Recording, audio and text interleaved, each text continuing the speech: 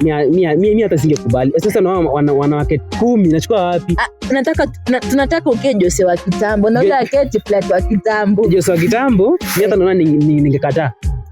Ningekataa Jose wa kitambo. Anatupima kwa nini anasema nataka hata bibi wa pili? Si mnajua? Hapana, sasa unajua like unajua kitambo hata kama Jose shamba ilikuwa ni bigi, like kuna ng'ombe mingi. Ningekataa. Unajua kuna advantage sasa. Huyu bibi akikukosea, huyu akikubondea unaenda kwa huyu. So like ni kushift. Una shift kila day.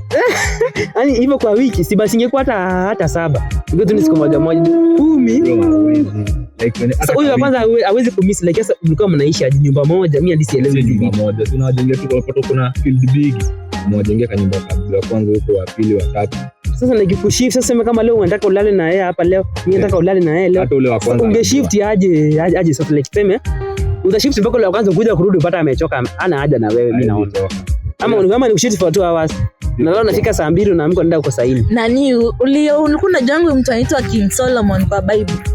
Mimi nilikuwa nasikianga tu mimi si. Alikuwa na bibi wangapi? Asana King Solomon kwanza. Umesikia yule jamaa kastori nasikianga jamaa ito sijini adenja kuku. Adenja kuku. Mkono kama mdomo ndio nisikia hiyo sauti bana. Sijini adenja kuku sijini nini zinakaa hiyo. Umesikia jamaa alikuwa na mabibi wengi sana. Sasa ni wao, lakini mimi alikuwa ana like yani wote anawasa nani? Anawasa tu na fiti sana.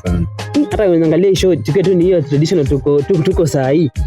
Hiyo traditional naiangalia, lakini wacha tuseme, je, sasa hivi watu wa modern, tuko sisi in this generation.